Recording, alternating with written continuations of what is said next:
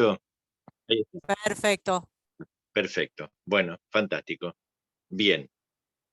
Bueno, buenas tardes a todos y a todas. ¿Cómo están? ¿Se me escucha bien?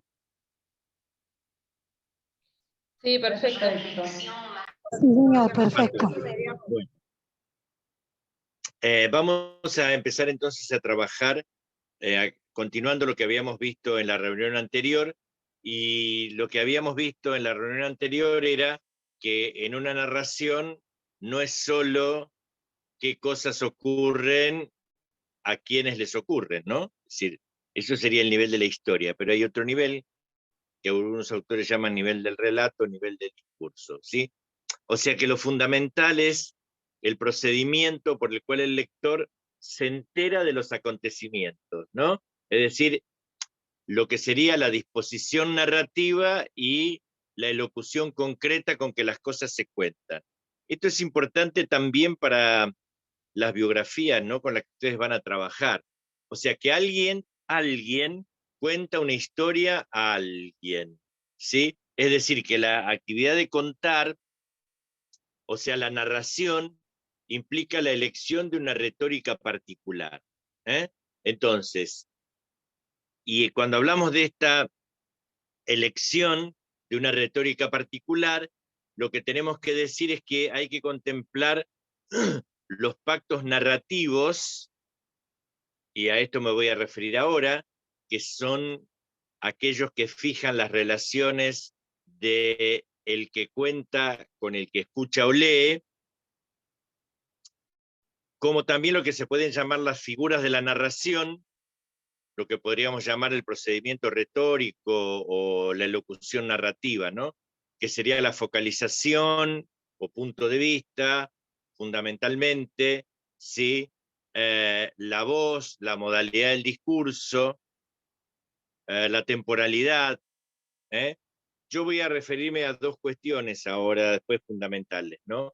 Una es eh, las relaciones entre alguien que cuenta con el que escucha o lee, y luego la cuestión de la focalización, que me parece que es lo más interesante para ustedes. Entonces, una cuestión importante para plantearse es que en el mundo de la narración, y en especial de la narración ficcional, permanecen en suspenso las condiciones de verdad que se refieren al mundo real, ¿no? Ese mundo en el que se encuentra el lector antes de acceder al texto. Entonces, de entre todas esas aproximaciones que se podrían hacer y deducir de esta suspensión de la realidad, me voy a referir fundamentalmente a lo que se llama la contracción del pacto narrativo. ¿Qué es esto que llamamos la contracción del pacto narrativo? Bueno, el pacto narrativo es el que define el objeto, o sea, lo que podría ser la novela, el cuento, la biografía, la autobiografía, etcétera, como verdad, ¿no? Y en virtud de ese mismo pacto, el lector acepta y respeta las condiciones de enunciación, recepción que se dan en la obra.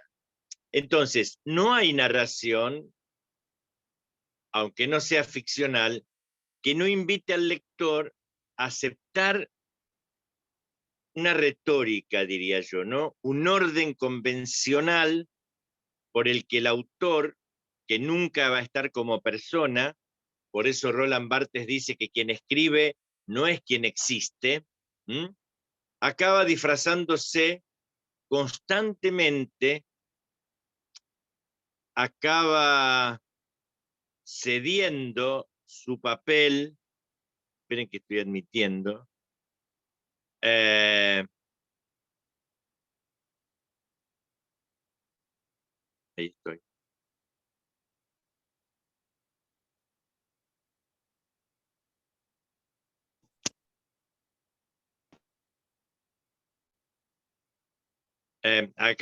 Acaba cediendo, digamos, su papel, a veces a personajes que son muy distintos de sí, o de sí mismo como se percibe, ¿no?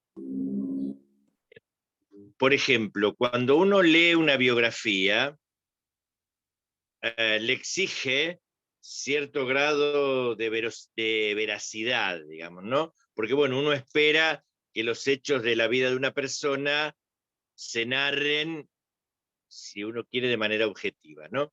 Sin embargo, cuando alguien escribe una biografía, el biógrafo, aun cuando haya investigado la vida de esa persona, aun cuando haya recopilado las cartas, los diarios personales, haya entrevistado a todo el que conoció a la persona de la cual se habla, ¿sí? Selecciona datos, esto es indiscutible, los entrelaza según las ideas que van guiando su escritura, los combina de acuerdo con sus intereses. No por eso vamos a desconfiar de los relatos biográficos, ¿no? O de los datos que ofrecen, sino más bien lo que quiero decir, en todo caso, es acentuar las características de relato, de construcción que esos textos suponen. Entonces, por ejemplo, ¿no? Si yo contrasto dos biografías de una misma persona, me voy a dar cuenta de las diferencias en las construcciones de cada una. Si ustedes se acuerdan de los relatos de Pulgarcito, digamos, si prácticamente la historia es la misma, pero están contadas, construidas de diferente manera. Y esto no es muy diferente de lo que hacemos cuando narramos algo que nos ha sucedido a nosotros, ¿no? Es decir, cuando contamos distintas veces lo que nos ha sucedido, lo contamos según el humor, según el estado de ánimo, según el tiempo que ha transcurrido en relación a lo que nos pasó, ¿sí? Es decir, construimos versiones del mismo acontecimiento. Ahora, ¿quién nos puede asegurar que esas versiones, o cuál de esas versiones, es más verdadera que las otras?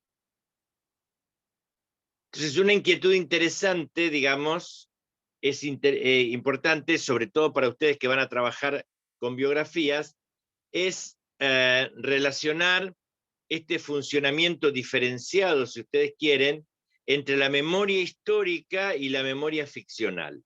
Por eso la noción de pacto ficcional, ¿sí? Esto que estoy mencionando ahora, fue desarrollado por Umberto Eco, ¿no?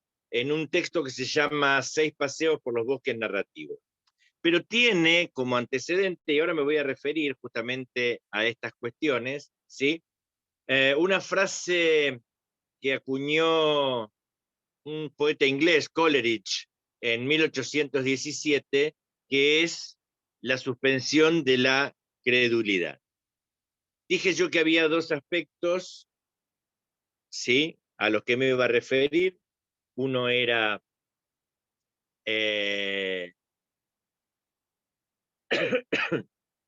la focalización y otro era la cuestión del narrador, del que narra o del que, ya sea oralmente o por escrito, ¿no?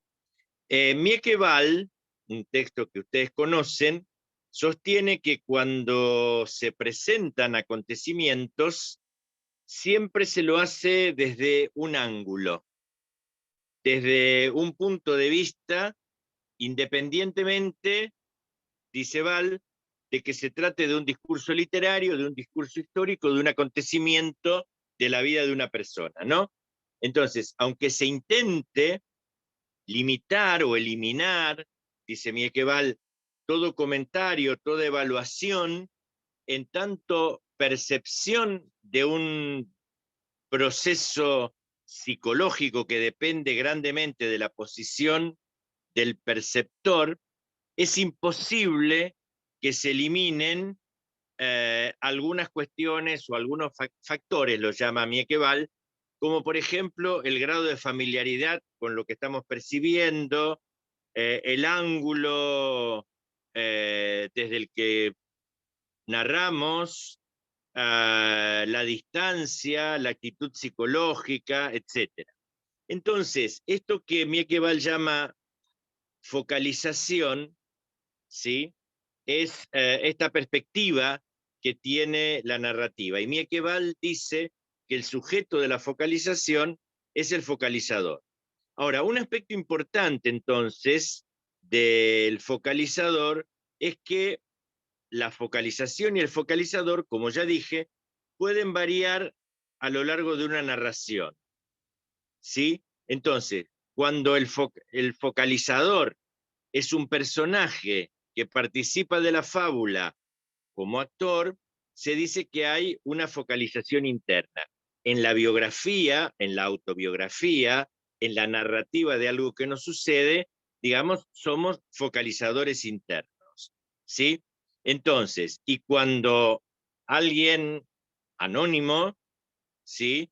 Que está situado fuera de la historia, opera como focalizador, hablamos de focalizador externo.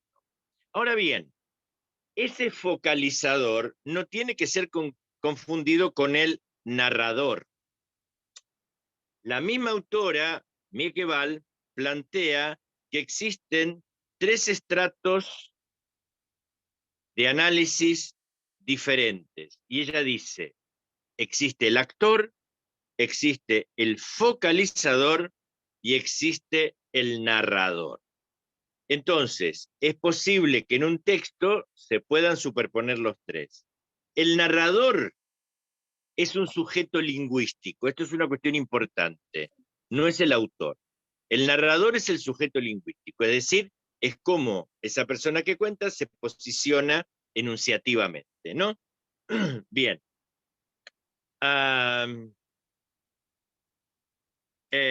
Por eso decimos que el narrador no es el autor biográfico, pero tampoco es necesariamente el focalizador. ¿Por qué? Porque los personajes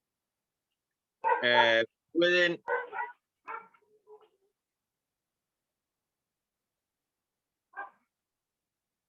escucho ruido. Bien, pero tampoco decía yo, el narrador es el focalizador, en la medida en que puede dar cuenta de cómo los personajes focalizan, perciben las acciones. Entonces, de la perspectiva de Val, de Miekeval, en el momento en que el narrador expresa que un personaje, por ejemplo, siente enojo frente a una situación, lo que hace es poner de manifiesto la focalización de ese personaje y no la suya como narrador. Si bien también es posible, ¿no?, que puedan superponerse. Otro aspecto a destacar, quiero señalar esta idea del focalizador porque es muy importante en la cuestión biográfica. Otro aspecto que podríamos destacar en cuanto al narrador es la diferencia que existe entre el narrador personaje, el que habla de sí mismo, el yo narrativo, ¿sí?, y el narrador externo, el que habla de otros. Esta clasificación que propone Miekeval es una reformulación de la que ya se había hablado históricamente en la teoría narrativa, que es narrador en primera persona y narrador en tercera persona. Y luego dice Val que existen otras 2 categorías más de narrador, la del narrador testigo, dice ella, y la del narrador omnisciente, ¿no? ¿Cuál es el narrador omnisciente? El que tiene un conocimiento global y pleno de la historia.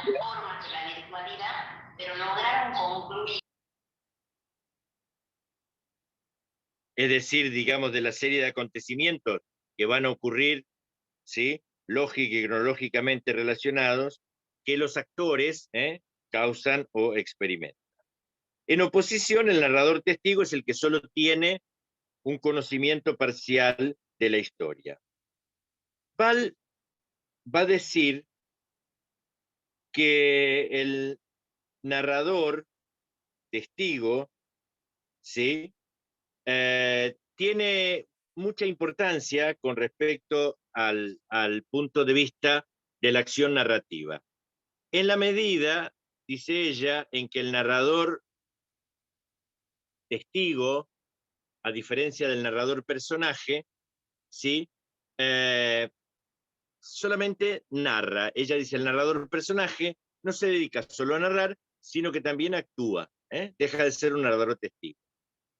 Bastante antes que Miekeval, Walter Benjamin ya se había ocupado especialmente de la figura del narrador en un artículo muy difundido de Benjamin sobre la obra de Nicholas Leslow. Y dice que la experiencia de boca en boca es la fuente de la que han abrevado todos los narradores. Y distingue Benjamin dos grupos históricos de narradores que van a constituir un conjunto arcaico. Él dice el narrador sedentario y el narrador mercader, ¿no? Refiriéndose al testigo y al personaje, ¿sí? Bien. Ahora bien, la narración siempre, explícita o implícitamente, tiene una utilidad para ese narrador, y esto es importante para entenderlo en relación con la biografía, ¿no? Una utilidad que puede ser una moral, una recomendación práctica, eh, una regla de vida, ¿sí? Y entonces el narrador siempre, va a decir Benjamin, es alguien que da un consejo a quien lo oye.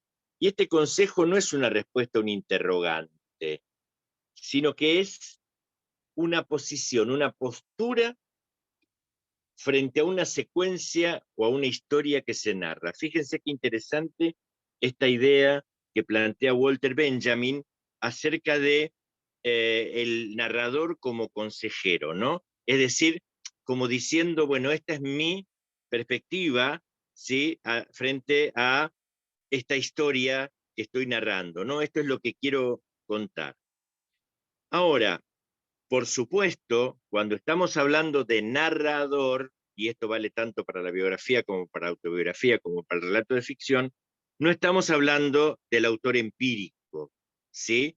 Es decir, esta caracterización del narrador como consejero que utiliza una narración para un propósito determinado, permite entender que el narrador es una estrategia discursiva, es el que asigna una coherencia al discurso narrativo. O sea, nosotros, y sobre todo cuando alguien cuenta algo que le sucedió, cuando alguien cuenta una historia personal, cuando alguien cuenta una circunstancia que vivió, siempre va a haber digresiones, saltos temporales, pero bueno, todos esos recursos están al servicio de lo que Walter Benjamin llama el consejo, es decir, el propósito que guía la práctica de narrar. Y esto entonces nos lleva inmediatamente a considerar la recepción de la narración. O sea, bueno, ¿quién recibe la narración?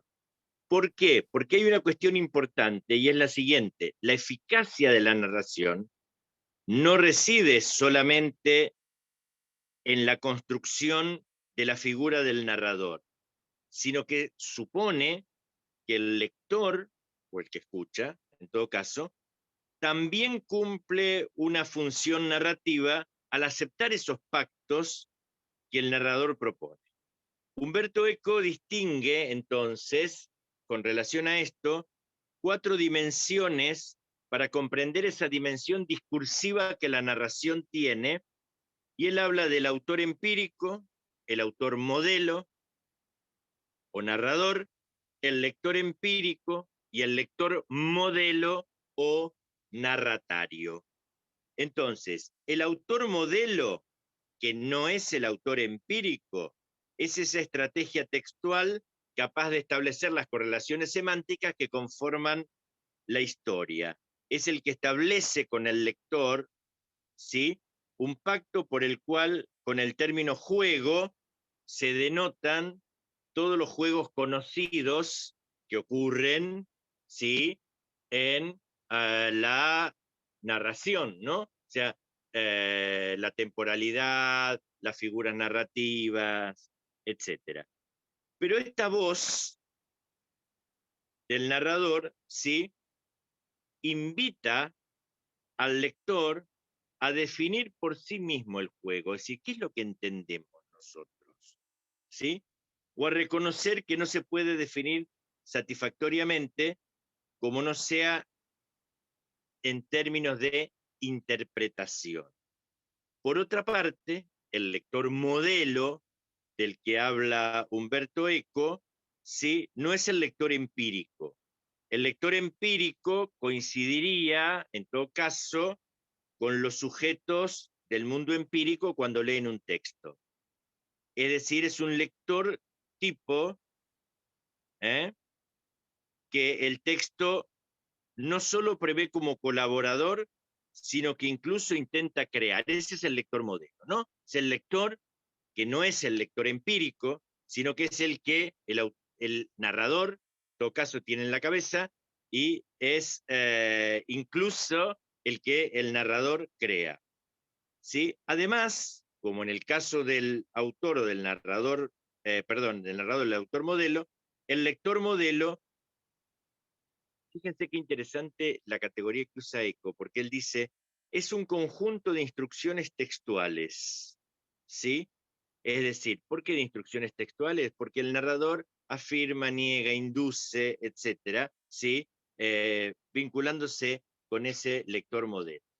Entonces, la actividad del lector empírico en la narración, ¿sí?, es interpretar, realizando una serie de razonamientos, de inferencias, ¿sí?, a partir de los senderos que el narrador va dibujando. La narración, entonces, y ahora voy a leer a Umberto Eco, es para este autor un bosque, ¿sí?, que es, para usar una metáfora de Borges, un jardín cuyos senderos se bifurcan, dice Umberto Eco. Incluso cuando en un bosque no hay sendas abiertas, todos podemos trazar nuestro propio recorrido, decidiendo ir a la izquierda o a la derecha de un cierto árbol y proceder de ese modo, haciendo una elección ante cada árbol que encontremos. Sigo leyendo Umberto Eco. En un texto narrativo, el lector se ve obligado a efectuar una elección en todo momento. Es más, esta obligación de elegir se manifiesta en cualquier enunciado, cuanto menos en cada ocurrencia de un verbo transitivo. Mientras el hablante va a terminar la frase, nosotros, aunque sea inconscientemente, hacemos una apuesta, anticipamos su elección o nos preguntamos, angustiados, ¿qué elección hará? ¿Sí? Bien, entonces, hay reglas de juego, por supuesto, y el lector modelo es el que sabe atenerse a esas reglas. El lector empírico es quien puede resultar engañado, defraudado o perdido si no se adecua a esa imagen de narratario que construye el texto. Y ahí aparece la idea del narratario, ¿sí? Es decir, la imagen, ¿sí?, del lector construida por el texto.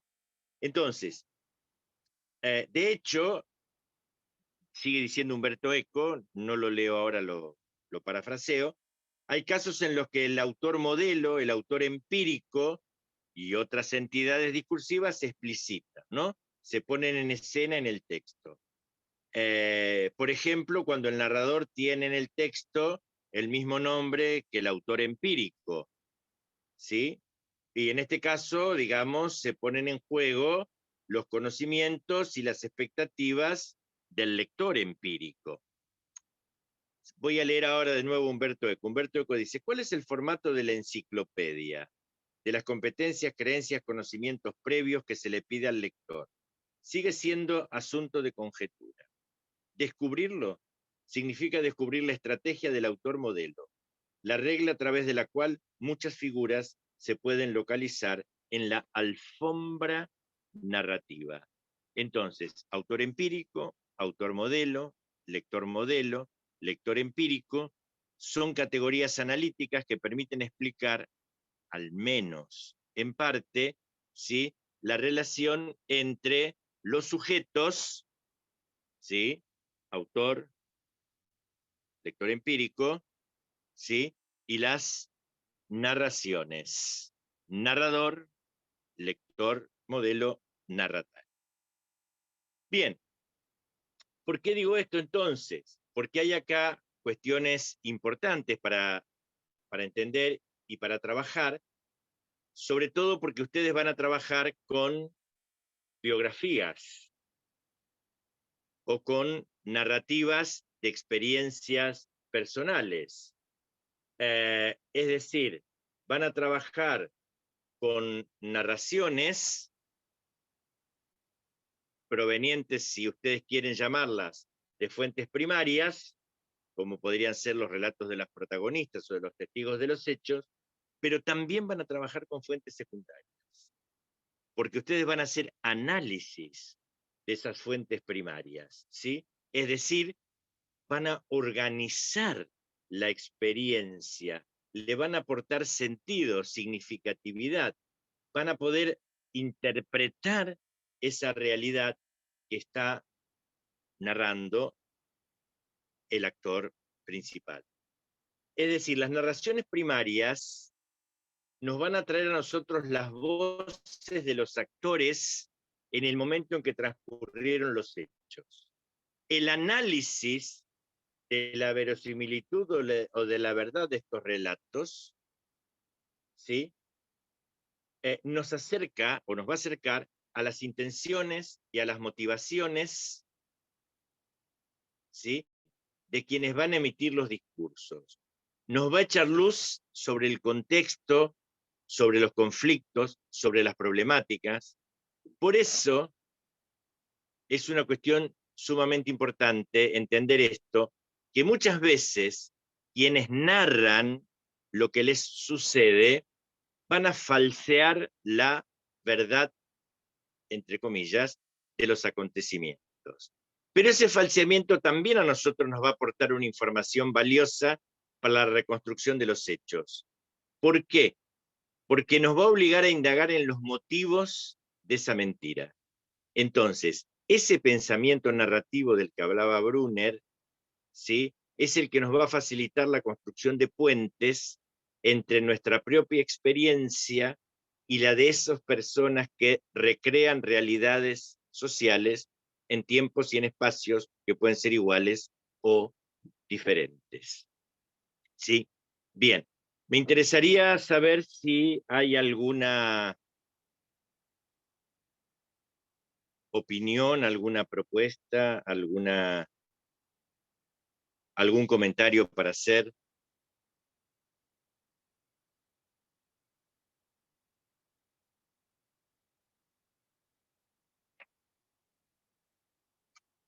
¿No? Bueno.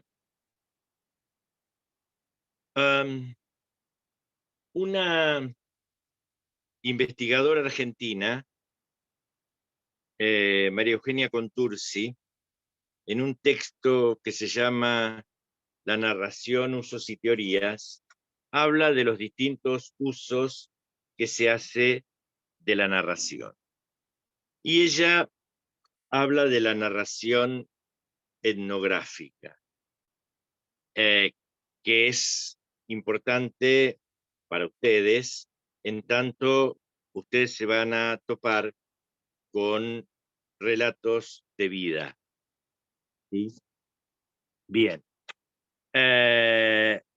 Entonces, esos relatos de vida, ¿sí?, tienen que ver con lo que estamos hablando, en tanto hay que presuponer que hay que desechar la ilusión de la transparencia, ¿no?, de reflejo de verdad externa verificable empíricamente. transparente, ¿no? Es decir, ¿qué quiero decir con esto? Quiero decir que el lenguaje, en este caso la narración en la historia de vida, ¿sí? Lo que va a hacer es construir la realidad social, ¿sí? Va a plantear un sentido, ¿sí? Anclado en un momento histórico y social determinado, pero un sentido, ¿eh? Entonces, aquí es importante entender que los relatos de vida son considerados como ficciones narrativas, ¿eh? En el sentido de que se trata de construcciones en las que participan procedimientos similares a los de la novela, del cuento, ¿sí? En tanto se construyen para un narratario que, como diría Eco, es también una estrategia textual, ¿sí?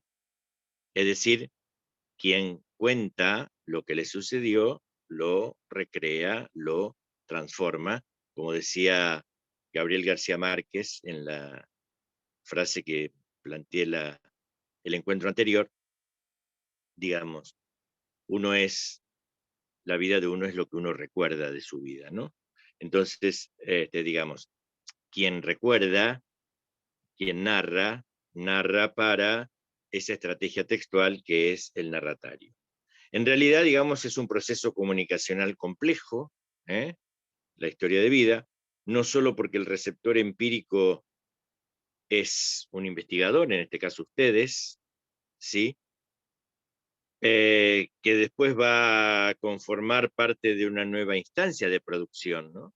Eh, Sino porque en la historia de vida se operan desplazamientos desde la vida cotidiana hacia la interpretación académica, con las consecuencias que tiene la resignificación del relato social, ¿sí? Es decir, ustedes van a hacer una resignificación de ese relato de vida que a su vez, digamos, sí, no es transparente. ¿Mm? Bien, entonces, ese es un problema que hay que tener en cuenta. Y el otro problema que hay que tener en cuenta es la construcción de la autoridad etnográfica del investigador, ¿sí?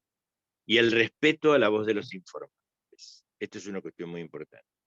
James Clifford, un investigador, un antropólogo importante, aborda este tema, ¿no?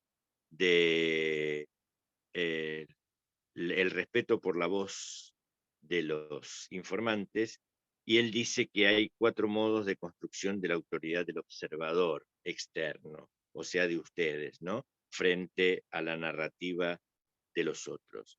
Él dice la autoridad experiencial, basada en el hecho de haber estado allí; la autoridad interpretativa, centrada en el conocimiento teórico y metodológico; la autoridad dialógica, que intenta dar la voz al informante en tanto miembro del grupo objeto de la investigación; y la autoridad polifónica, en la que cada individuo, en los que él incluye al mismo investigador, presta su voz en tanto constructor de sentido de una cultura. Esto es interesantísimo porque ustedes, digamos, a través de el método que han elegido para la investigación social, digamos, ¿sí? Van a construir sentido en una cultura a través de las voces de otros, ¿no? Entonces, no obstante, digamos, al margen de la manera en que el investigador sustenta su autoridad, el producto de su trabajo consiste en un relato basado en otros relatos. Es decir, eso es lo que van a hacer ustedes, ¿no? Un relato basado en otros relatos, ¿sí? Que aun cuando incorpore otras estrategias enunciativas, ¿sí? Eh, Sigue siendo narrativo. ¿Mm? Bien. Entonces, como dice Stuart Clegg, y acá voy a leer a Stuart Clegg en un texto que se llama Narrativa, Poder y Teoría Social, voy a leer, dice: tratar con relatos de vida implica la necesidad de sustraerse al peligro de repetir todo aquello que nos digan nuestros interlocutores. Fíjense lo interesante de lo que plantea Clegg, ¿no? Dice, implica la necesidad de sustraerse al peligro de repetir todo aquello que nos digan nuestros interlocutores. Por supuesto, este es el gran riesgo de todas las formas de metodología etnográfica. Y sigo leyendo a Clegg. Él dice, ¿cuál es el estatuto del informe del análisis sobre informes de otros si en última instancia se funden las categorías y los procedimientos de elaboración de sentido de esos otros? Si las categorías y la conciencia de aquellos que están en el mundo empírico son incorregibles, no se puede hacer mucho más que no hacer caso de ellas, o fundar la historia teórica en una pormenorización y renarración de las historias recogidas en ese mundo, sin un criterio estable de la falsedad o el error, a menos que se adopte una pauta arbitraria de lo que es verdadero y falso. Y acá, a mí me resulta sumamente interesante esto que plantea Clegg, ¿no? Porque yo digo, bueno, ¿hasta dónde está la cuestión de la arbitrariedad, ¿no? En la interpretación que uno hace de esas narraciones, ¿no? Y entonces Clegg se pregunta si es posible, ¿no? Establecer un diálogo entre la narrativa de la teoría y la estructura narrativa de la vida cotidiana, ¿no? Sin ignorarla, sin falsearla. Entonces, él va a seguir diciendo, estoy parafraseando, no estoy leyendo ahora. Lo importante, diría él, no es repetir las narraciones de la vida cotidiana en forma idéntica, porque esto es imposible, dice él, sino averiguar bajo qué condiciones esos relatos son producidos por los informantes. Esto es interesante para ustedes, ¿no? Es decir, averiguar bajo qué condiciones esos relatos son producidos por los informantes, qué clases de supuestos subyacen y en qué mundos posibles se originan esos relatos. ¿Sí? Clegg entonces dice que no se puede tratar a los relatos de vida como más o menos transparentes, ¿sí? Como reveladores de una realidad exterior a esos relatos, ¿sí? Él dice que las historias son las historias de la vida cotidiana ajustadas y configuradas en forma narrativa. ¿Sí? Bien. Dice, y bueno, ¿y quién configura o reconfigura en forma narrativa esos relatos que a su vez son una narrativa? Él dice, bueno, el investigador en el papel de narrador. ¿Sí? Bien. Bien. Dicho esto, entonces, quiero plantear algunas cuestiones importantes, porque estoy hablando acá de la reconstrucción, etcétera, y entonces me quiero referir al problema de la verosimilitud, ¿no? O sea, ¿qué es la verosimilitud? Es hacer creíble, darle apariencia de realidad a aquello que no existe o no necesariamente existe. Y bueno, y digamos, podemos mencionar distintas maneras, ¿no?, de emplear este recurso para dar verosimilitud a lo que narramos, ¿no? A veces usamos fechas precisas, a veces nombramos espacios geográficos particulares, de modo de hacer creíble lo que estamos contando, ¿no? La mención de hechos ocurridos también es otra forma factible de dar verosimilitud. Los nombres que se le dan a los personajes que aparecen en nuestros relatos, ¿sí? La contextualización de una época, ¿sí?, es también un modo de acercar la narración a lo verosímil, ¿no? Una cuestión importante es esta cuestión de la verdad y la verosimilitud, ¿no? Cómo la verdad es imposible de plantear a través de la narración. La narración siempre va a ser un relato ficcional.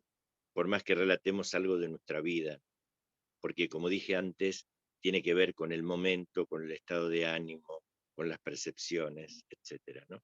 Pero sin embargo, bueno, digamos, hay instancias en que uno logra dar verosimilitud a lo que narra, como digo, a través de ciertos procedimientos. Bien.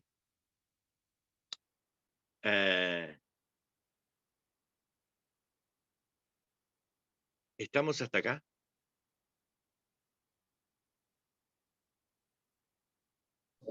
Elena quiere hacer una pregunta, me parece. Sí. Pregunta Elena. Hola, profe. No sé si es una pregunta o quizás algo que se me vino a la cabeza a partir de lo que veníamos hablando de la verosimilitud, pero bueno, ahora con lo que pasó de la película 1985, Ah, ahí tienes un caso, sí. tenemos un caso, creo que puede ser que el éxito de la película tenga que ver con esto de la verosimilitud. Y también ahí está una figura bueno, vendría a ser el que le da la óptica desde la cual va a ser narrada la historia. Sería como en nuestro caso la figura del investigador y cómo decidió contar, qué hizo de recorte. Y el pacto que tenemos nosotros como público, que yo tenía la materia cine y que contaba que las primeras veces que se proyectaban películas, la gente se creía tanto las historias que salía horrorizada o que no respetaba el pacto, y hay gente que se infartó en el cine, de hecho. Y se me venía esto a la cabeza porque claramente ahí tenemos algo que no es un libro, sino que estamos en otro formato, que es el film, digamos, que me parece interesante para hacer trabajar el narrativo. Sí. Bueno, ya que traes esto, digamos, habría que plantearse algunas cuestiones importantes, ¿no? Que tiene que ver con esto que ahora se llama la narrativa transmediática, ¿sí? O sea, la narrativa ya no transcurre solamente, digamos, a través del libro o del texto escrito, ¿no? Digo, hay narrativas en la televisión, en el cine, en el cómic, en las páginas web, en los videojuegos o en los juegos de realidad alternativa, en los videoblogs, en los ebooks, en los podcasts, digamos, ¿no? Esto es una cuestión que han cambiado acá los soportes narrativos, ¿no? Y por eso es que se habla ahora de narrativa mediática, es decir, cómo todo esto, que estos autores como Mieke Val, como Humberto Eco, etcétera, pensaron para el texto escrito, ahora, digamos, uno los puede hacer jugar en estas narrativas transmediáticas, ¿no?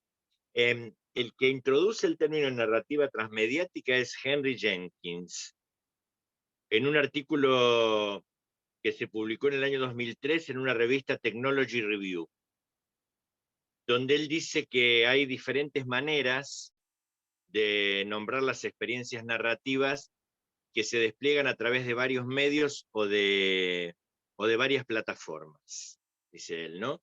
Es decir, el investigador estadounidense, Jenkins es norteamericano, él dice que ingresamos en una nueva era de convergencia de medios. Y en esa convergencia de medios, dice él, es inevitable el flujo de contenidos narrativos a través de múltiples canales. Quien también trabaja eso es un investigador en comunicación de la Universidad Nacional de Rosario, que ahora vive en España, que se llama Carlos Scolari. Él tiene un libro muy interesante, Scolari, que se llama Hipermediaciones, donde él explica las narrativas transmediáticas. Y entonces él dice que son estas narrativas transmediáticas, él toma el concepto de Jenkins, pero él dice que son una forma narrativa... Júlia, chama ela aí. Vai lá brincar com a Júlia, tá? Él dice que son una forma narrativa muy particular, dice Scolari, ¿sí? Que se expande, dice él, a través de diferentes sistemas de significación. Y él dice que en las narrativas transmediáticas encontramos lo verbal, lo icónico, lo audiovisual, lo interactivo, y en diferentes soportes, ¿no? Él dice el cómic, la televisión, los videojuegos.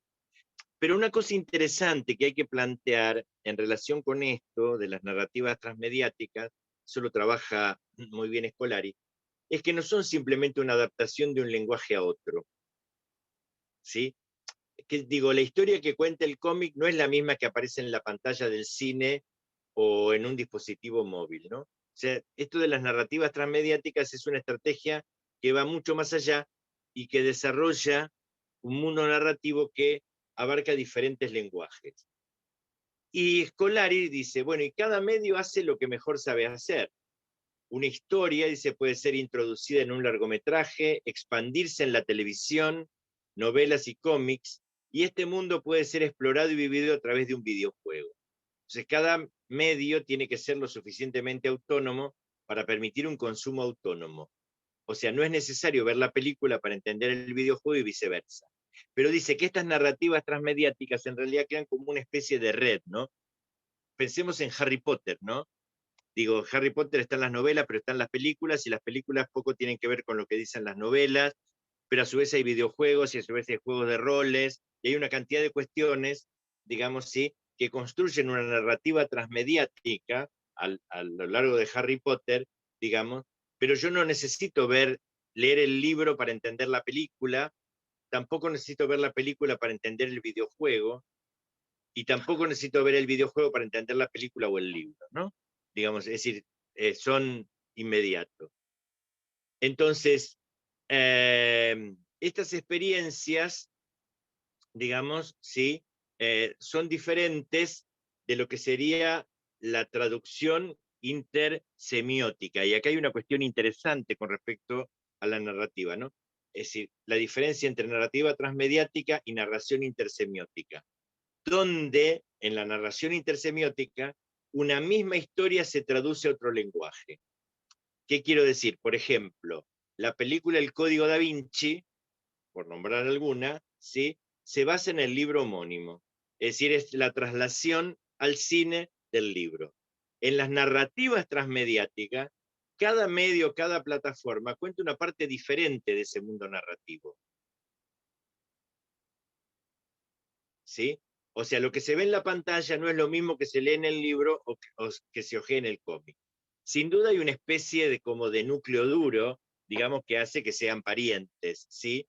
Pero bueno, esto es interesante para plantearse.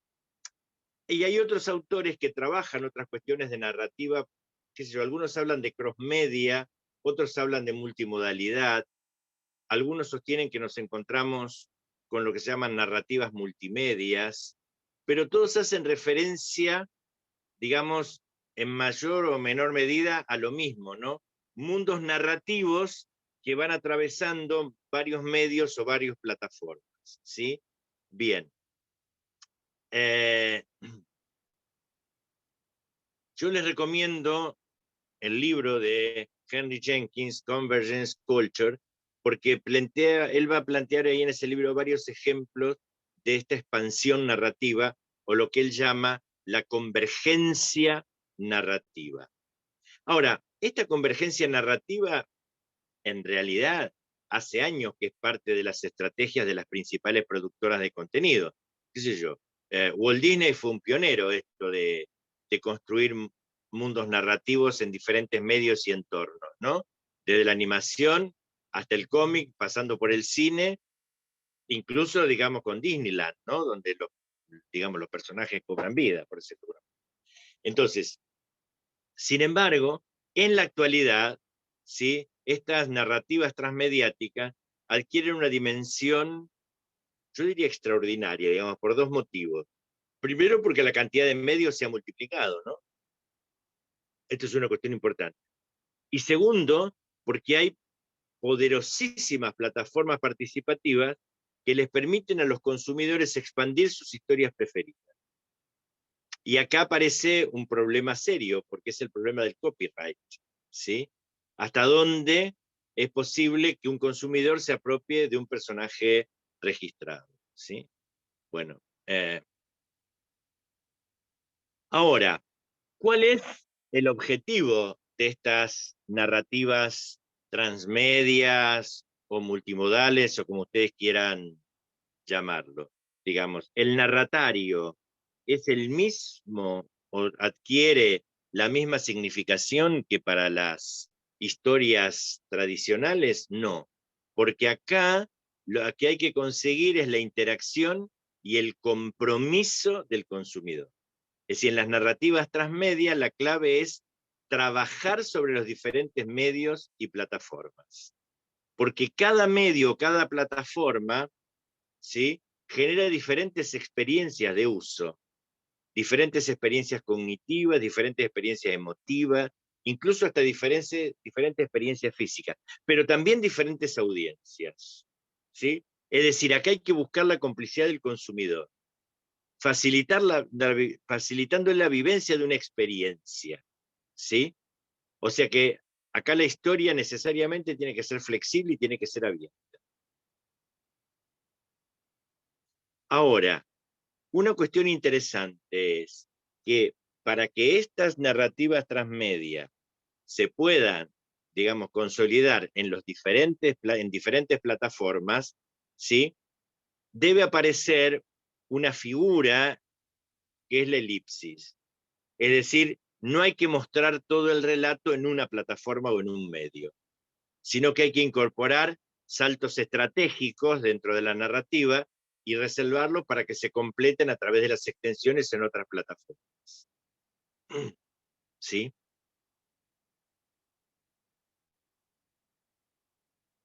Bien.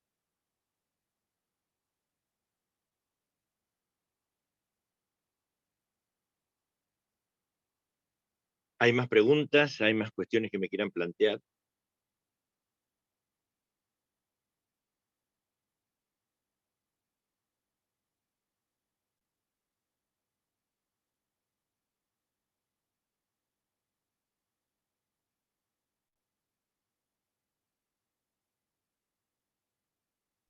Un ejemplo de lo que venimos diciendo de esta elipsis es cómo algunas determinadas series hacen que, por ejemplo, los que ven la serie puedan entrar a otra plataforma virtual para elegir un final. Por ejemplo, ¿no? O las precuelas. Viste que aparece una serie, por ejemplo, La Guerra de las Galaxias. O sea, fue toda una saga, pero después aparecieron las precuelas, es decir, lo que no se había dicho, digamos, aparece en otra plataforma, ¿no? Es decir, esto es característico de estas narrativas transmedia y de cómo, digamos, la narrativa se ha transformado en la actualidad. Sí, ¿Sí? Bien. sí, sí. Estoy pensando también, buenas tardes, cómo nuestros ofrecimientos de enseñanza en una presencialidad plena producen una narrativa y cómo la pandemia y la virtualización nos llevó como a otra narrativa, a otro medio, y que no es lo mismo pasado a la virtualidad, sino que son otras coordenadas de tiempo, espacio, Sin duda. no sé, pienso por ahí. Sin duda, pero fíjate una cosa que es interesante, porque en realidad, digamos, a partir de la pandemia no hubo virtualidad. Lo que hubo es una educación, si ustedes quieren, remota de emergencia. ¿Por qué? Porque justamente, digamos, el problema fue que los profesores o los maestros no estaban preparados para trabajar con estas cuestiones que llamamos transmedia. Entonces, ¿qué hacían? Trataban de alguna manera de reproducir la gramática o la lógica de la clase tradicional en la pantalla, con lo cual, digamos, no se ha logrado la virtualidad, ni se aprovechó todo el potencial que tiene el dispositivo tecnológico, O ¿sí?, hicimos para los mejores producir. esfuerzos.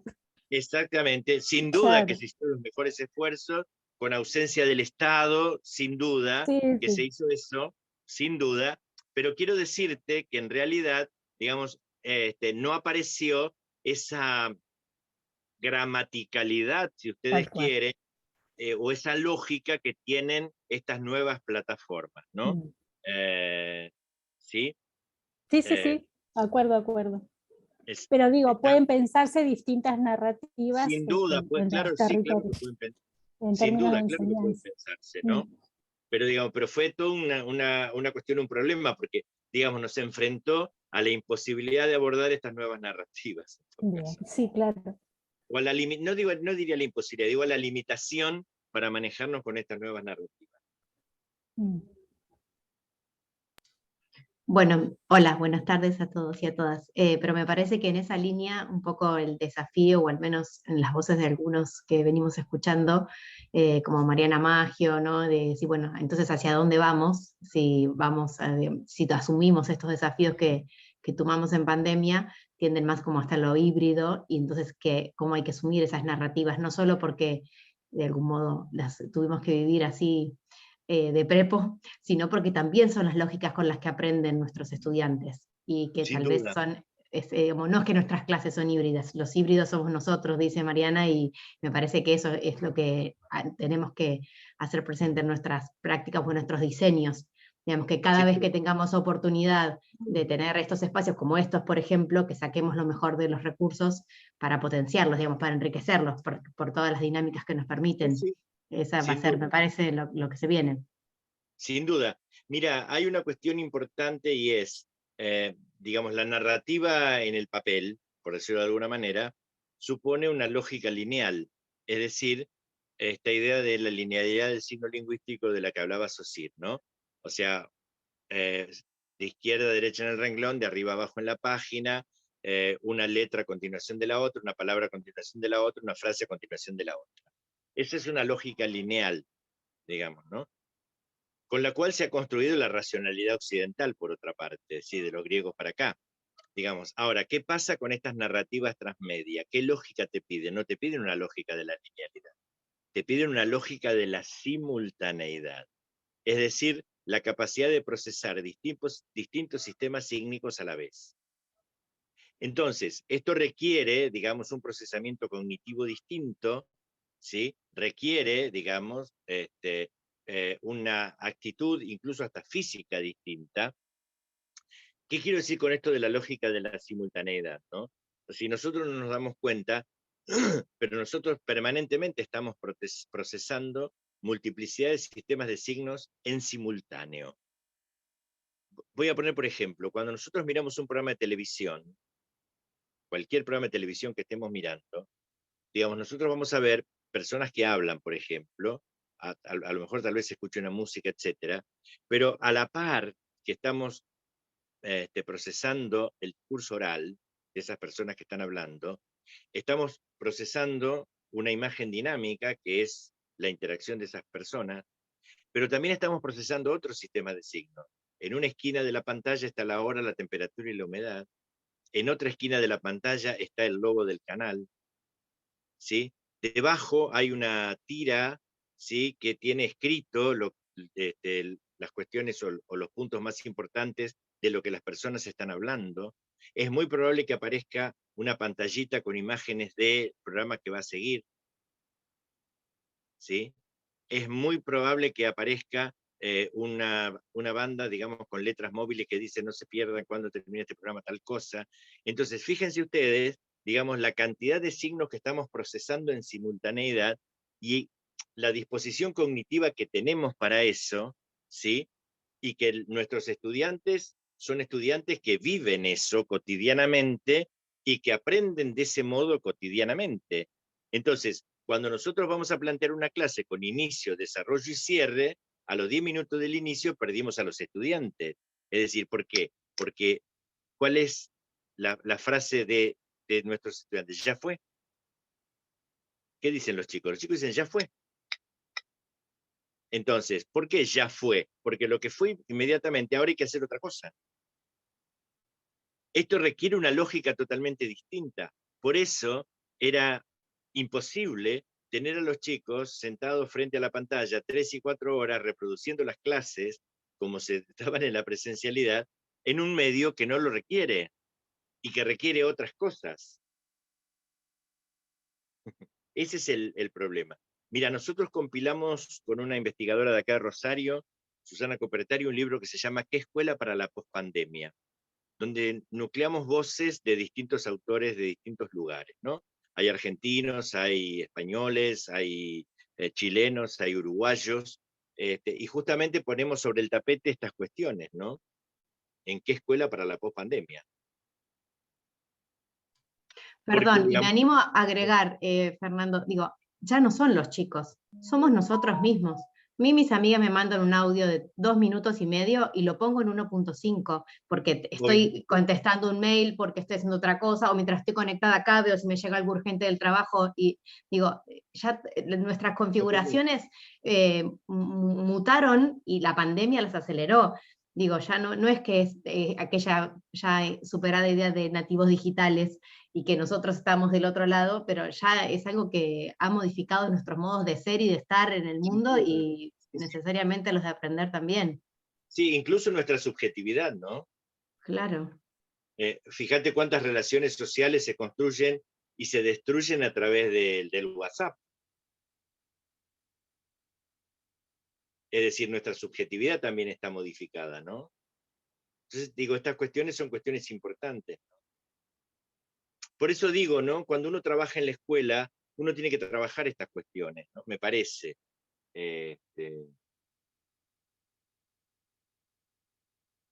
Por eso yo creo fundamentalmente en lo que se llama la educación disruptiva. Yo estoy estudiando bastante eso. No viene al caso, pero si quieren les cuento, digamos, de qué se trata. Porque estamos trabajando teoría de la narrativa, no estoy trabajando educación disruptiva, pero si les interesa, dedico unos minutos a eso. Si no, seguimos, pero ustedes me dirán. Pero, digamos, hay una cuestión que es sumamente importante en esto que se llama la educación disruptiva. Hay una teoría, que es la teoría de la duplicación del conocimiento. Es una teoría que a través de una fórmula ha inventado un investigador norteamericano, y en esa teoría sostiene, digamos, que en los últimos 50 años de historia, la humanidad ha logrado duplicar todo el caudal de conocimiento que había acumulado a lo largo de todos los siglos de la historia, ¿no? Fíjense ustedes la dimensión de lo que estoy diciendo, ¿no? En los últimos 50 años, ¿sí?, la humanidad ha logrado duplicar, ¿sí?, todo el caudal de conocimiento que había acumulado a lo largo de todos los siglos de la historia. O sea, la teoría se llama la teoría de la curva de duplicación del conocimiento, ¿no? Entonces, esta cuestión importante fue elaborada por un norteamericano que se llama Buckminster Fuller. Fuller es el apellido, ¿no? Y entonces él decía justamente, ¿no?, que si nosotros tomamos como base el conocimiento generado hasta el año 1 después de Cristo, él dice que a la humanidad le tomó 1500 años duplicarlo, pero que después la siguiente duplicación tomó 250 años. Y él dice, y en el año 1900 la humanidad había producido 8 veces más conocimiento que en el año 1. Pero para 1945 el conocimiento se duplicaba cada 25 años. En el 1975 el conocimiento se duplicaba cada 12 años. Actualmente se duplica cada 2 años. Lo que quiere decir que hoy solo sabemos la mitad de la que la humanidad va a saber dentro de 2 años. Y un cuarto de conocimiento de lo que la humanidad va a saber dentro de 8 años, en el año 2030. Porque para el año 2030, esta curva de duplicación del conocimiento dice que el conocimiento se va a duplicar cada 12 horas. ¿Qué quiere decir esto? Quiere decir que a lo mejor el dato que retuviste a la mañana, a la noche ya no te sirve.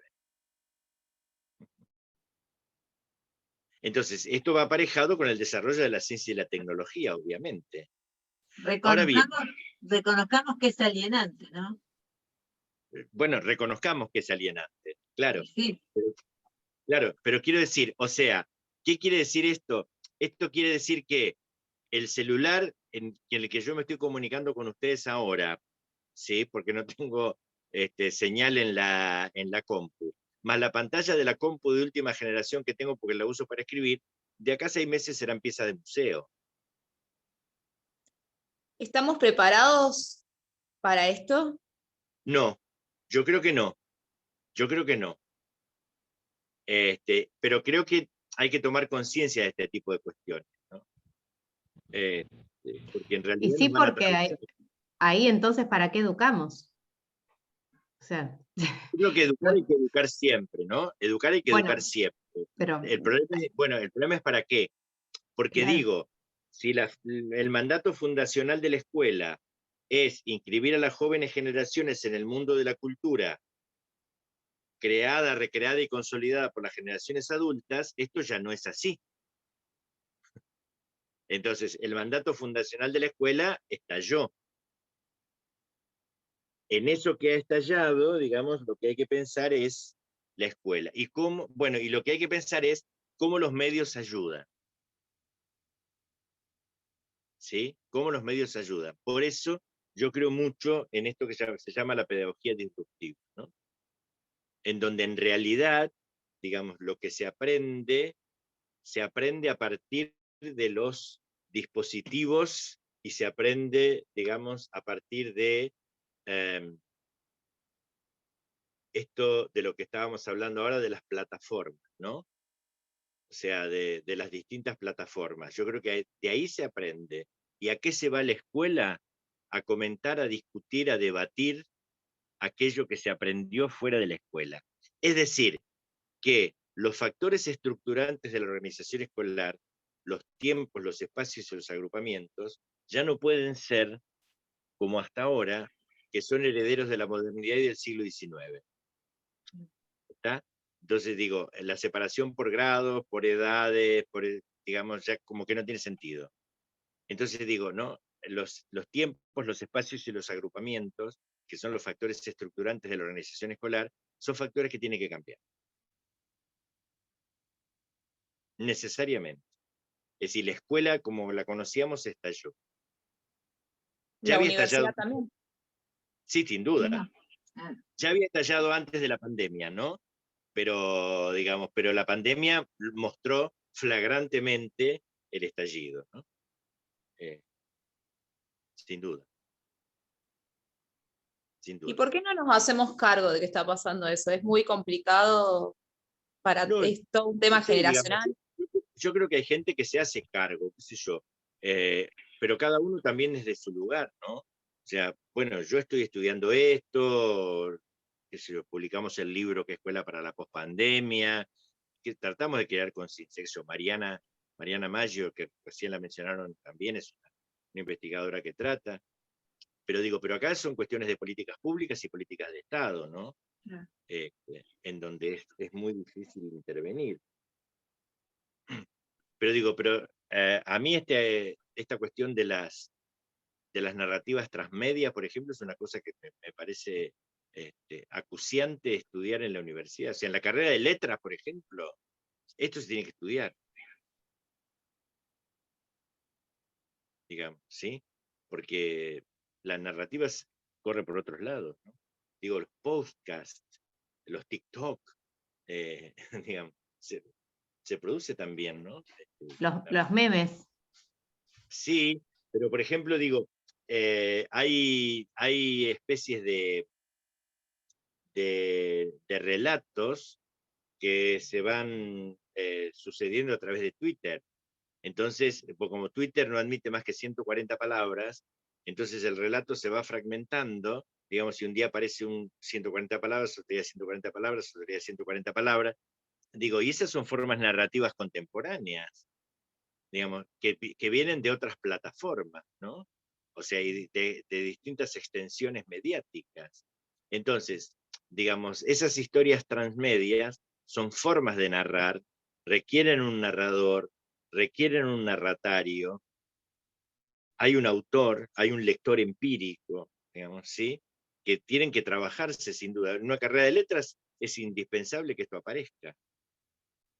En la teoría de la narrativa esto tiene que estar. Sí, yo creo que en realidad, hablo, ¿no?, desde mi contexto, particular, que en Salta tenés distintas realidades.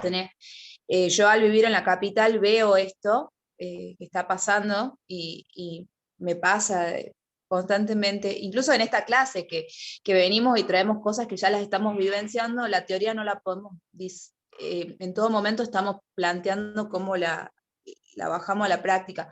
Pero también digo, formarnos de las dos maneras, porque en Salta tenés regiones donde no hay conectividad, y ahí volví a plantearme que esto de que fue un contexto no de virtualidad el de pandemia, sino fue emergente, porque realmente muchos quedaron afuera. Y Sí. por ejemplo, este tema de la narrativa transmediática, acá en Salta Capital, yo creo que ya podría ir de 10, pero me imagino en un contexto rural, en Cafayate, donde no hay señal y donde hay paneles solares, tenés que todavía también usar las formas tradicionales, ¿no? Sin duda. Pero además, yo no creo que haya que abandonar una cosa por la otra. No creo que es una cuestión de reemplazo. Yo creo que es una cuestión de sinergia. ¿Por qué digo? Porque las narrativas tradicionales, las que no son transmediáticas, siguen circulando y han construido, digamos, la historia y la cultura de la humanidad. Entonces, digamos, eso no se puede perder. Entonces, yo lo que creo es que hay que hacer sinergia, ¿no?, en estas cuestiones. O sea, el trabajo con las formas tradicionales o la teoría narrativa, qué sé yo, Miguel Val, Humberto Eco, que plantean estas cuestiones para los textos escritos, pero digo, también hay que trabajar con Jenkins o con Scolari, digamos, que plantean estas narrativas transmedia, que incluso, digamos, cambian las formas de ficcionalizar, ¿no? Entonces, bueno, digo, estas cuestiones me parece que son cuestiones que tienen que ser trabajadas y que tienen que ser pensadas. Y digo, ustedes que van a trabajar con narrativas, porque ya sean narrativas autobiográficas o narrativas de experiencias, ¿no? O sea, de situaciones didácticas o de lo que fuere, digamos, ¿no? O digo, la cuestión del pensamiento de profesor, ¿no? Es decir, también estas cosas circulan por estas narrativas transmedia, ¿no? Entonces, digo, bueno, me parece importante poder trabajar y pensar estas cuestiones, ¿sí? Sí, que hasta tal vez sean partes de nuestras tesis, de nuestros trabajos, que parte de estos relatos tengan estos formatos, si, bueno, quienes los construyen se, digamos, habilitan y se prestan a jugar con nuestras reglas, digamos, si les ofrecemos algunas de estas que pueden ser también válidas. Sin duda, sin duda. Sí, sí. Bueno, Profesor, ¿podría sumarnos material con respecto a las narrativas transmedia? sí, A lo que ya usted sumó. yo les recomiendo el texto de Scolari, de este autor, que es un autor argentino, Carlos Scolari. El libro de él se llama El de Hipermediación. Scolari no podemos, porque es como muy de escuela, y acá vamos por lo transmedia, Fernando, no podemos. Igual que Contursi. ¿Cómo es la que habla de la narrativa? Se llama Contursi. Qué Sí. gracioso. Claro, bueno, pero en serio. Carlos Scolari con S, empieza. Carlos Scolari tiene un texto que se llama Hipermediaciones. Para mí es fantástico ese texto. Igual ustedes en la bibliografía del seminario tienen algunas cuestiones, ¿no? Tienen la narración fílmica, tienen algunas cuestiones interesantes. Pero les recomiendo el texto de Carlos Scolari, Hipermediaciones. Sí, yo le preguntaba porque, como decía la compañera Janina, me pasa que voy a tener que incorporar mucho material que tiene que ver con lo transmedia, porque las personas con las que quisiera trabajar se comunican desde ese lugar. Entonces, la verdad es que me interesaría poder explorar. ¿No me recuerda también el libro que usted hizo con su colega? ¿Qué escuela para la pospandemia? Y después te recomiendo el texto de Henry Jenkins.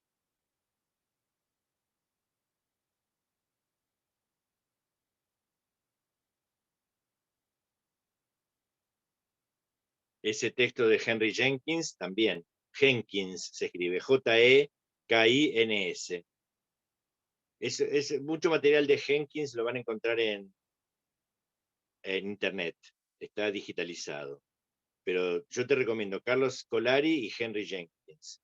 Son los dos, a mi juicio, digamos, como los autores paradigmáticos, digamos, ¿no? O sea, si vos lo que necesitas es para trabajar narrativas transmediáticas para una tesis, digamos, de un doctorado en educación en donde vas a trabajar con narrativa, esos dos autores están bien, digamos, en lo transmediático. Pero también, digamos, ahora la antropología se ocupa mucho de lo que se llama la etnografía digital. Ahí también busquen, porque ahí se señala cómo trabajar con las entrevistas desde la perspectiva digital.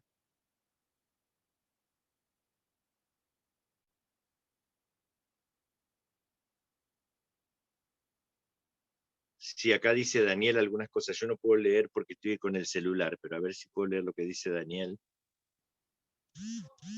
Leo, si querés, Fernando. ¿Crees? ¿Más fácil? Sí. Hablar de una guerra no significa creer en una plenitud original y una visión idealizada de la naturaleza. De lo que se trata es de recalcar el estado de emergencia en el que vivimos en la actualidad y en una época que propone rehacer nuestros cuerpos como la senda hacia el empoderamiento social y la autodeterminación. Poner en cuestión los beneficios que podríamos obtener de unas políticas y tecnologías que no están controladas desde abajo. En verdad, antes de alegrarnos por convertirnos en cyborgs, deberíamos reflexionar sobre las consecuencias sociales del proceso de mecanización, que ya hemos padecido. De hecho, es ingenuo pensar que nuestra simbiosis con las máquinas vaya a dar lugar necesariamente a la expansión de nuestros poderes e ignorar las limitaciones que las tecnologías imponen a nuestras vidas y el uso cada vez más extendido que se hace de ellas como medio de control social. Eso parece ser una cita de Silvia Federici, ir más allá de la piel, repensar, rehacer, reivindicar el cuerpo en el capitalismo contemporáneo. Bueno, sí, ni tecnófobos ni tecnófilos. Esa es la cuestión. Ni tecnófobos ni tecnófilos. Acuerdo plenamente con eso, sin duda. Sin duda. Pero de todos modos, digamos, es un fenómeno que hay que estudiar, el de las narrativas hipermediáticas. O transmediáticas, si ustedes quieren. Es un fenómeno que hay que estudiar, porque es un fenómeno que nos atraviesa. Sin duda.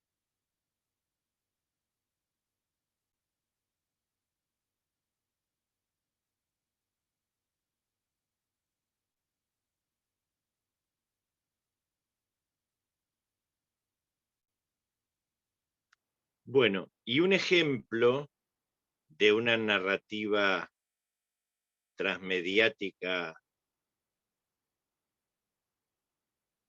primitiva, si ustedes quieren, es el cine. Por eso yo les había planteado la visión de esas dos películas breves, son 2 mediometrajes, sin palabras, ¿no? Porque me interesaba ver cómo se construía la narración o cómo se construía la historia, ¿no? Y ahí, digamos, en el Globo Rojo, ¿se acuerdan ustedes que Brunner planteaba en el desarrollo cuando hablaba del pensamiento narrativo, que en la narrativa había como 2 cuestiones que tener en cuenta, ¿no? Cuando uno planteaba el desarrollo del pensamiento narrativo. Él decía que en todos los relatos uno tenía que encontrar como 2 dimensiones, ¿no? Esas 2 dimensiones eran lo que él llamaba el panorama de la acción, que eran los argumentos, digamos, la historia, lo que después Miekeval y Todorov van a llamar la historia, y el panorama de la conciencia, que era lo que los personajes, en todo caso, piensan o sienten o dejan de saber, de pensar o de sentir. Y por eso me parecía que El Globo Rojo era una película muy interesante para plantear estas cuestiones, lo mismo que la otra sobre los libros, digamos, pero me voy a dedicar fundamentalmente al Globo Rojo, en el sentido de que, si bien fue considerado siempre una película para niños, creo que es una película cuya historia trasciende la infancia, porque despierta una cantidad de sensaciones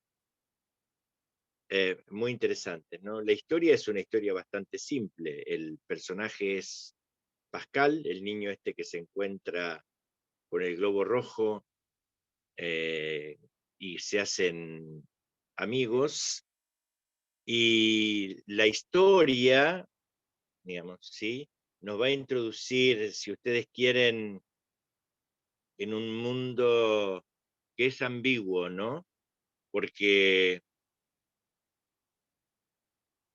el animismo que tiene el globo, digamos, ¿es parte de la lógica de la historia o es una interrupción de la lógica cotidiana?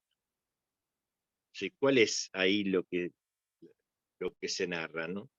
Entonces, y sobre todo hay una cuestión importante, porque en el conflicto, ¿sí?, la presencia del globo ahí despierta rechazo, despierta odio y despierta agresión en el entorno, ¿no? Es decir, el único que se amiga es el niño, y después esa niñita que aparece con un globo azul, pero en realidad, digamos, el globo es rechazado por el mundo de los adultos y por los otros niños, ¿no? Entonces, digamos, ¿qué es lo que se narra ahí en esa narración fílmica? A través de las acciones, a través de los encuadres, a través de los planos, a través de la kinesia, ¿sí? Bueno, que ese globo es expulsado reiteradamente del ámbito social, del ámbito familiar, que es perseguido, que es destruido, que es desinflado, digo, ¿no? Y esto uno lo puede repensar desde distintos lugares, ¿no? Uno como narratario, digamos, esto lo puede pensar desde distintos lugares, ¿no? ¿Qué es el globo? ¿Qué es el globo? ¿Qué significa el globo? ¿Por qué el globo rojo? ¿Sí?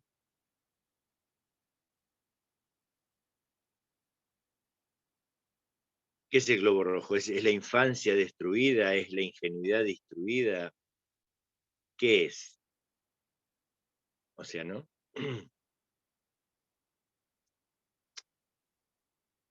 Y sin embargo, bueno, ¿no? Eso produce mucha angustia. Y por eso el desenlace de la película, que es cuando el niño sobrevuela la ciudad con esa cantidad de globos que lo elevan, digamos, ¿sí?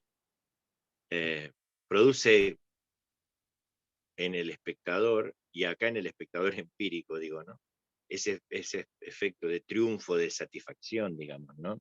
Como que salió adelante. Entonces, digo, ven como sin una sola palabra, toda esta cuestión, el panorama de la acción, el panorama de la conciencia, ¿sí?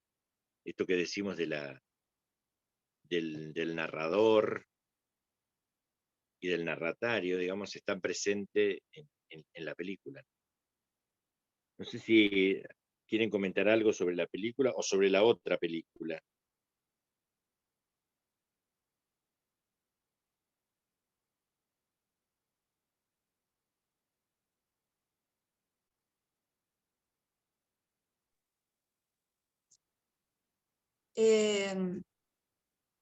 De la otra película, también, bueno, no hay voces y todo.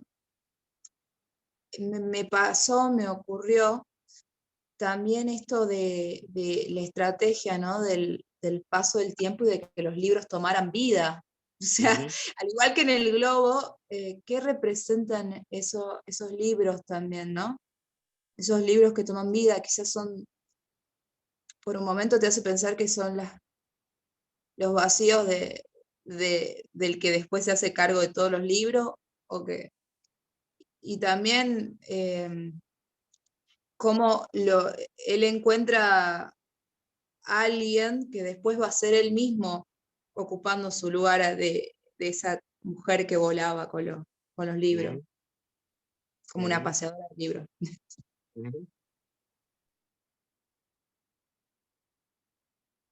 Sí, son dos películas muy interesantes, ¿no? Porque no tienen un solo diálogo.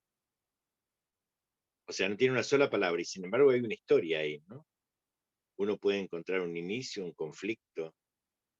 Sí, hay personajes, hay actantes.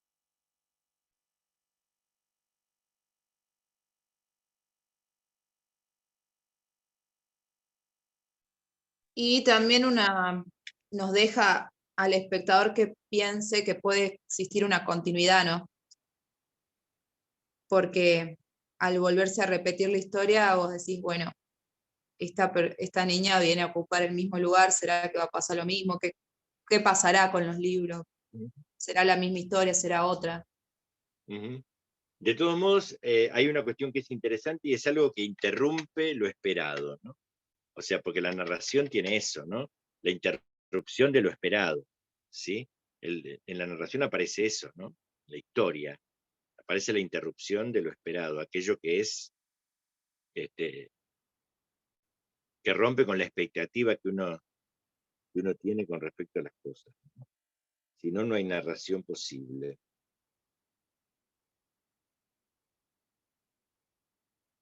Bien.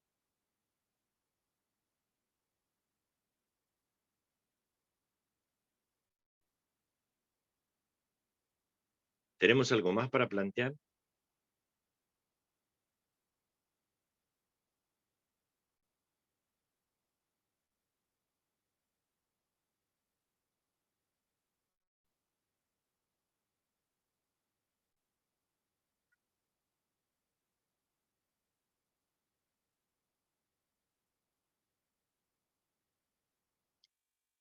Bueno, si no hay más para plantear, me gustaría que me dijeran qué les pareció lo que presenté hoy.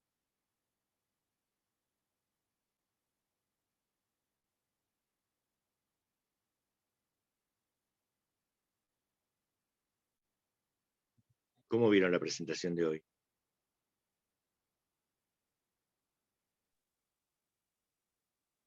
No, muy clara. Yo creo que es interesante para tener conciencia de que siempre estamos construyendo relatos, digamos, ¿no? Es decir, eh, que vamos a apelar a mecanismos de la narración y que no hay demasiada transparencia en eso que vamos a hacer, ¿no?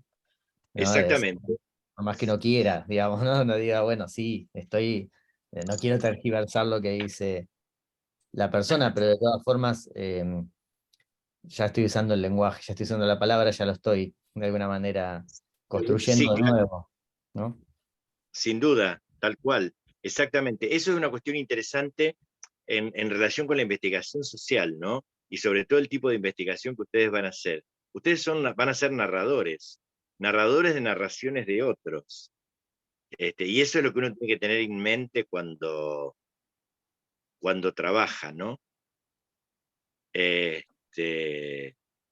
Porque de alguna manera ustedes no van a mostrar la verdad. O sea, lo que van a mostrar, digamos, es una interpretación acerca de un fenómeno social. Es decir, que incluso además no se va a poder generalizar, como se generalizan en las investigaciones de orden positivista, que vos establecés una ley al final. Todos los cuerpos se dilatan con el calor. Digamos, si lo que vas a decir vale para ese caso o para estos casos. Que en todo caso, con alguna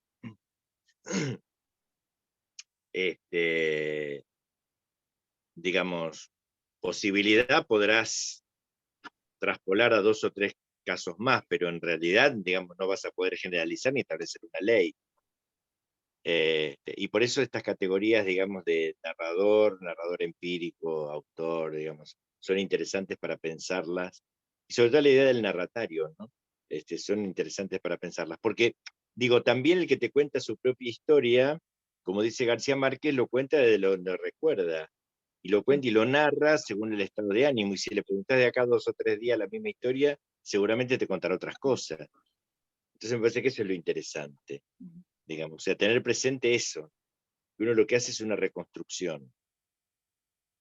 Y por eso, siempre que uno trabaja estas cuestiones, es interesante negociar con el interpretado las observaciones y las apreciaciones y las reconstrucciones del fenómeno que uno ha hecho.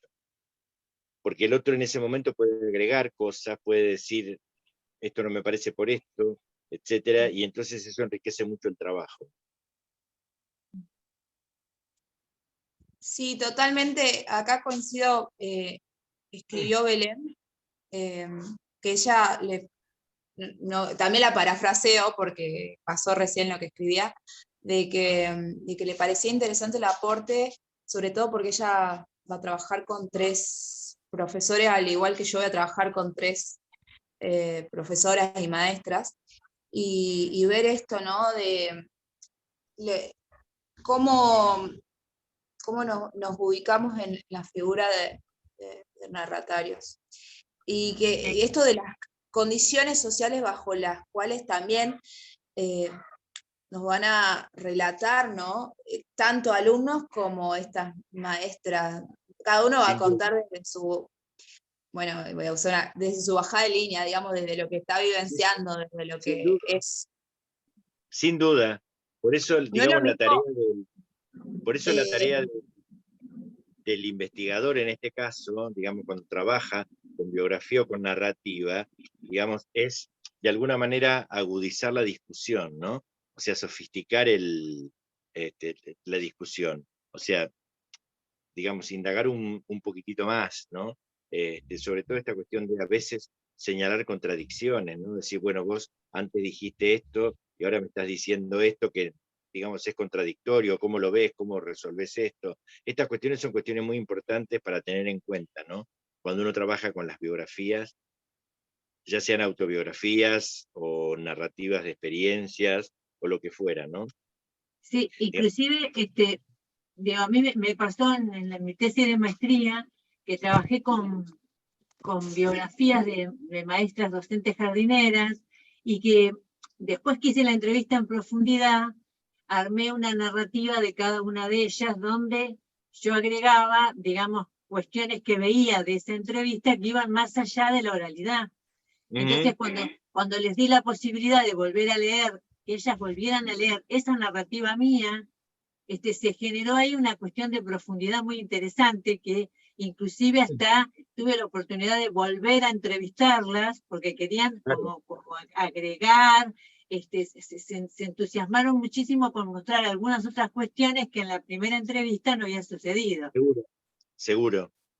Me parece que yo lo que quería agregar que me parece que en ese acto de narrar realmente hay somos creativos, porque digamos, lo que se narra es un acto creativo, que como no tiene que ver con la verdad objetiva, ahí me parece que se juega también esto de la personalidad de cada uno de nosotros como investigadores a la hora de escribir.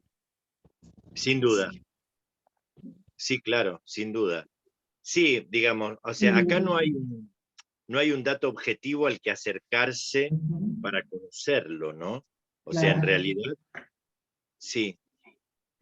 No, me quedé pensando también en los aportes y en esto, lo interesante de cómo en ese vínculo, ¿no? Con quienes nos encontramos de acuerdo a los intereses de investigación, es altamente formativo para ambas partes, porque yo creo que esos efectos de lo que se da en esas conversaciones va construyendo un relato que no es ni mi mirada solamente, ni la otra, sino algo que se va dando en ese devenir, y en ese sentido, la importancia que tiene por ahí de poder realmente modificar o ampliar nuestra mirada, nuestra subjetividad, y también qué cuestiones podemos, a partir de estas investigaciones, aunque sean situadas, mostrar justamente esa multiplicidad que hay ¿no? Y que puede devenir en efectos, en construcciones de otras miradas, de otros sentidos, de ampliar la posibilidad de recrear prácticas y discursos, ¿no? Creo que eso Sí, es sumamente interesante, de poder moverse de estas formas más sí, tradicionales de entender la producción de sin conocimiento, duda. donde se reproduce hasta el cansancio ciertos discursos y prácticas, y pareciera que es muy difícil movernos de ahí, ¿no? Sin Eso duda, pensaba.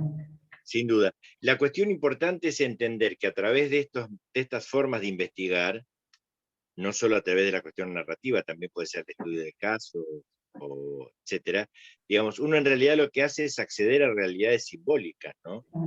Entonces, el acceso a realidades simbólicas, digamos, no implica generalizaciones, ni implica una objetivación, digamos, ¿sí?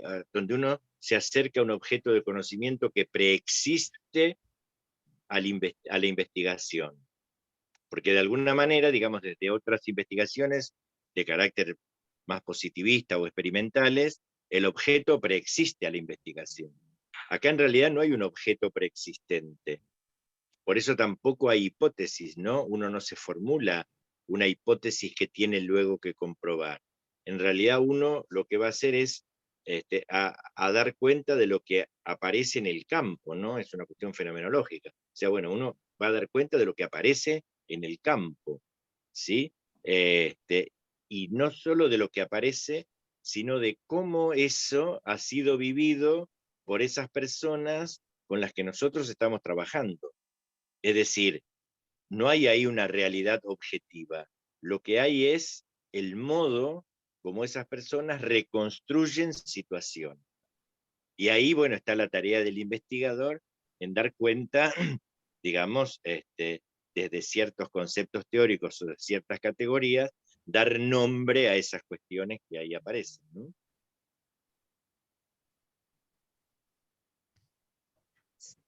Sí, yo creo que hoy, por ejemplo, me pasó de que como que pude encontrar de alguna manera la matriz de por qué llegué a un doctorado con este enfoque narrativo, porque nos pasó que estuvimos viendo otros contenidos, si bien nos introducían, pero es como que estamos entrando acá a la zona, porque no hemos elegido hacer cualquier doctorado en educación.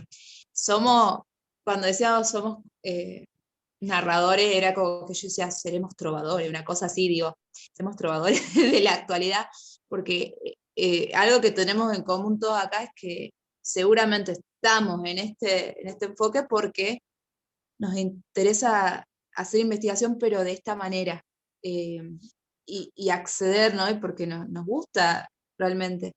Y ahí es cuando te volvés a encontrar y decís, realmente estoy en el doctorado que yo buscaba. Sí, a mí siempre la narración me ha apasionado, la historia de vida. Y digo, sí, creo que estoy en el lugar donde tengo que estar. De otra manera, yo me hago cargo que no me gustaría hacer investigación, no me atraparía. Sí, te aclaro que es mucho más difícil esta investigación que una investigación experimental, ¿no? Porque una investigación Sí. experimental vos repetís el fenómeno, hasta que encontrás la ley. O sea, digamos, acá se ponen en juego una cantidad de cuestiones, ¿no? Sí. O sea, que tienen que ver con el involucramiento, con el extrañamiento, una cantidad de cuestiones se ponen en juego acá con respecto a la investigación, ¿no? Y de alguna manera uno no tiene que lograr la confiabilidad, como se dice, de los instrumentos para las investigaciones que se hacen en el campo de las ciencias duras, pero sí, digamos, tiene que lograr, digamos, la aceptabilidad, ¿no? De aquello que está investigando, porque, digo, no es que uno se conforma con lo que le relatan, ¿no? O sea, sino que hay que dar cuenta de una cantidad de cuestiones. Entonces, eso me parece que es una cuestión importante a tener en cuenta, ¿no? O sea, nosotros no estamos trabajando acá con un objeto claro y distinto que tiene que ser medido, pesado. Estamos trabajando con interpretaciones de un fenómeno. Y eso, bueno, es complicado, digamos, ¿sí? O sea, es mucho más difícil que otro tipo de investigación. Pero bueno, nada, estamos acá. ¿Sí? Bien. Bueno, ¿estamos hasta acá? Bien. Tienen ustedes ahí una bibliografía para leer, ampliatoria, digamos, de las cuestiones que yo estuve planteando acá, y tienen en el programa el tipo de trabajo que tienen que hacer para la evaluación del seminario, ¿sí? Ustedes después se ponen de acuerdo con la gente de la Universidad de Mar del Plata cuando lo van a entregar para que ellos me los pasen a mí, ¿de acuerdo? Bien, bueno, buenas noches entonces, nos estamos viendo. Muchas gracias por la oportunidad que me dieron de compartir con ustedes este tiempo. Pásenlo bien, cuídense. Hasta pronto. Muchas Hasta gracias. pronto, muchas gracias. Muchas gracias, muchas gracias. Gracias. Chao, gracias. Gracias, chao.